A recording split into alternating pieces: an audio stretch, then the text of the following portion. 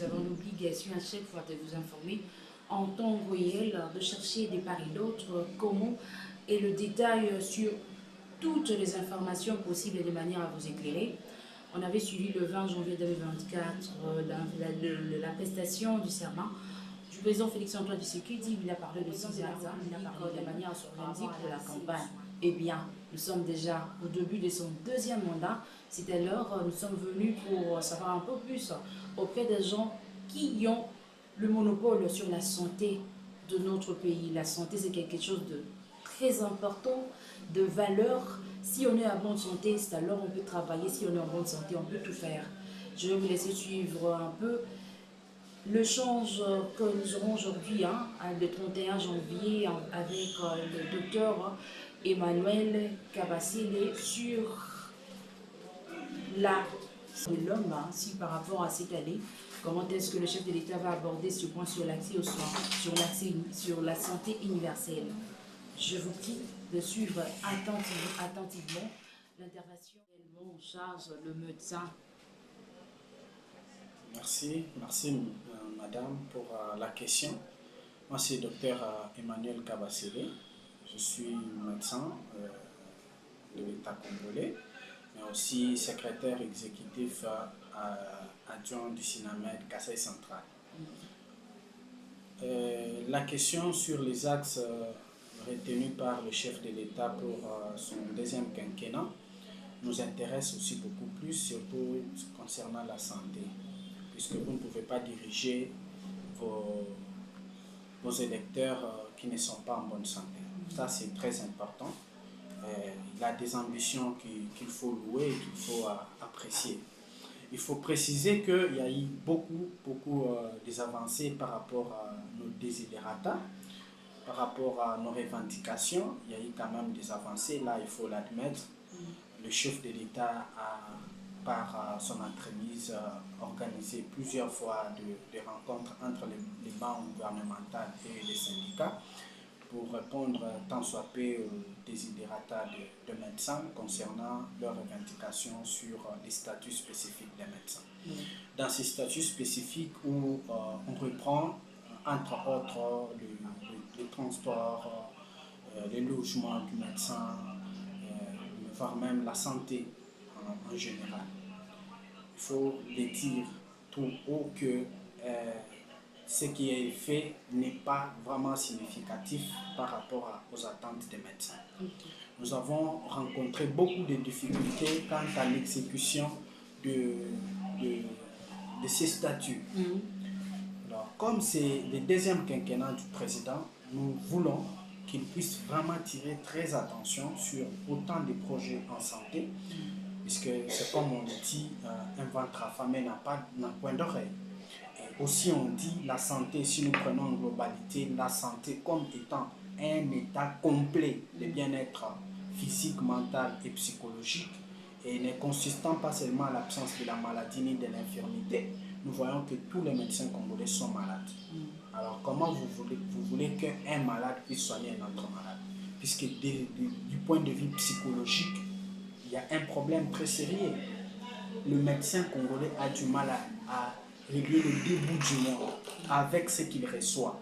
Il a du mal à prendre une maison qui répond vraiment à ses critères. Il a du mal. Imaginez un médecin comme ça qui a du mal d'abord de se prendre lui-même en charge, et supposons qu'il a une femme, il a des enfants, c'est encore catastrophique. Alors, si les chefs de l'État veulent réussir dans ces secteurs de la santé, je préfère qu'ils puissent rencontrer le médecin lui-même et essayer de résoudre leurs problèmes qui, jusqu'à ce jour, restent encore comme de l'utopie.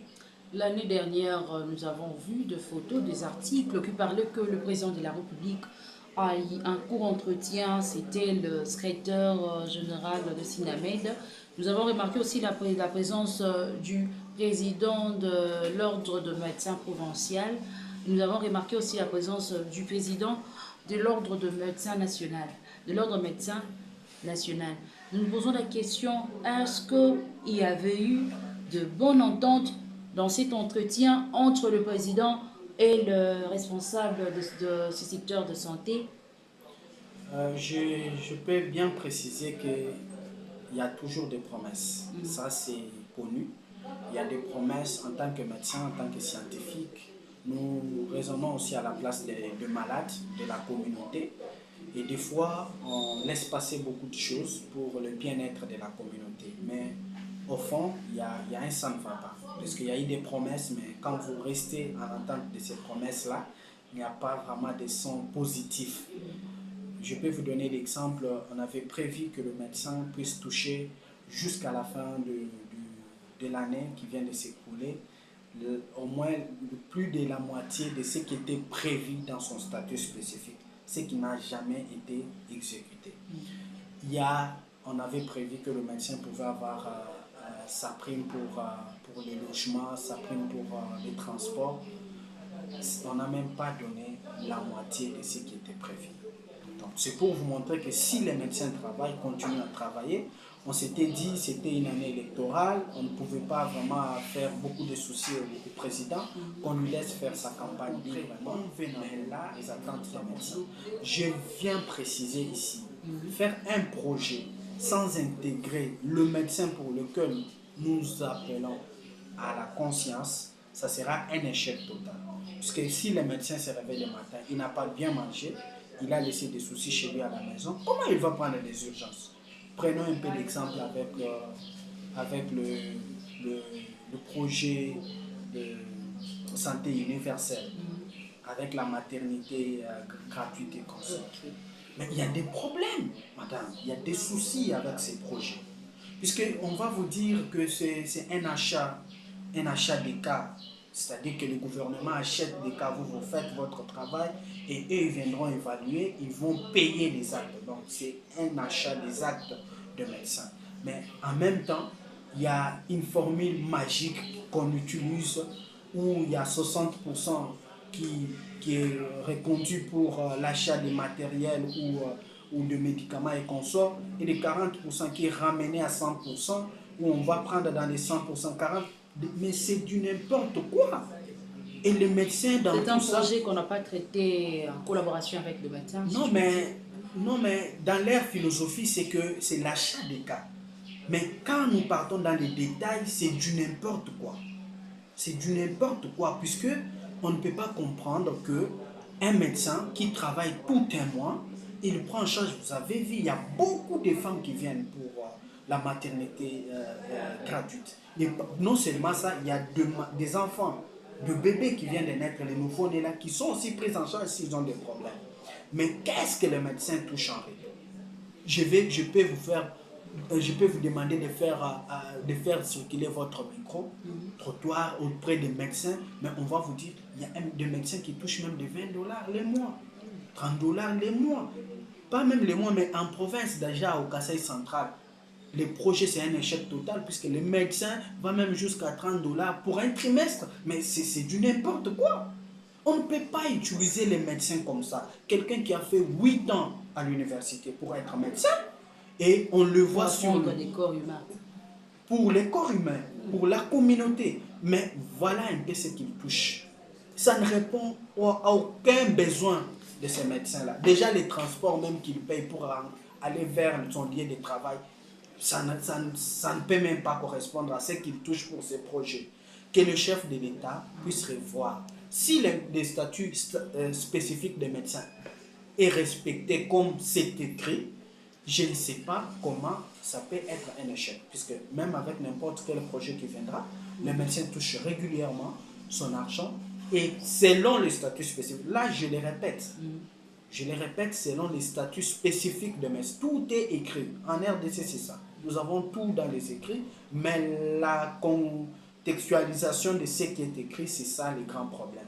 On puisse résoudre d'abord le problème de médecins avant que le projet d'une grande envergure comme celui-ci puisse être exécuté. Nous sommes fiers du président pour ses innovations, mais avant de le faire, qu'il rencontre les médecins. C'est l'essentiel pour la réussite d'un tel projet. Docteur Kabassé, pour finir avec vous, nous sommes déjà au début, nous sommes au début de l'année, bien que le mois Le mois de janvier se clôture aujourd'hui, hein, le 31 janvier. Alors, vous étant que syndicat, avez-vous déjà eu des rencontres entre vous, les syndicats de toutes les provinces de la RDC, de manière à tabler sur de tels sujets, voire dans la mesure de possible pouvoir rencontrer le chef de l'État?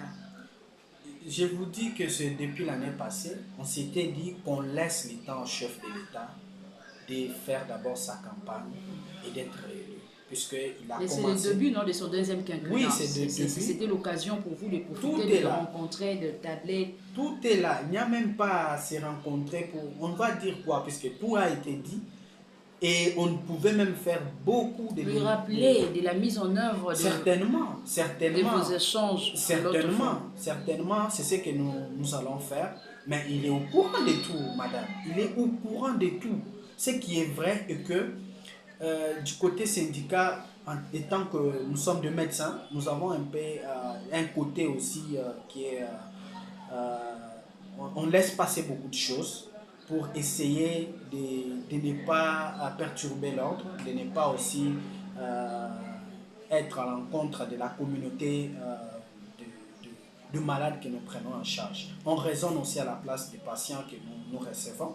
Et c'est ainsi que des fois, vous pouvez voir, nous partons en grève et après quelques jours, nous revenons. Ce n'est pas une faiblesse, mais c'est raisonner à la place des malades pour lesquels nous avons étudié. Nous avons fait des études, des longues études pour leur prise en charge.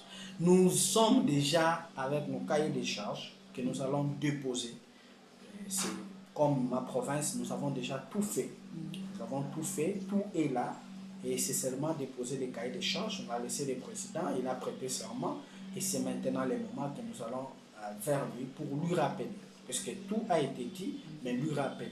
Comment vous voudrez que dans un pays où il y a des gens qui touchent plus que les autres, mais sans même tenir compte de leur niveau d'études, il faut que le président puisse raisonner sur ça. L'administration publique est en train de mourir à petit feu.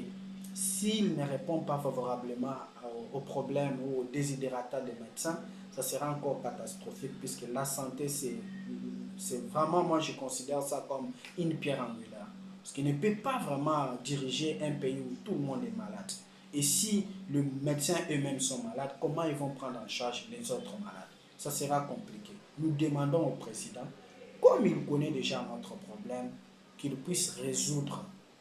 Là, nous ne voulons pas encore dire tant soit peu, mais résoudre complètement en suivant les statuts spécifiques des médecins. C'est ça ce que nous avons besoin. Merci beaucoup, docteur Emmanuel Kabassi. C'était un grand plaisir pour nous. Vous étiez trop occupé avec le malade, mais vous avez quand même sacrifié 5 minutes de manière à échanger pour le bien-être de la population tout entière, ainsi que pour le bien-être de médecins de la RDC en général. Merci beaucoup. C'est moi qui vous remercie.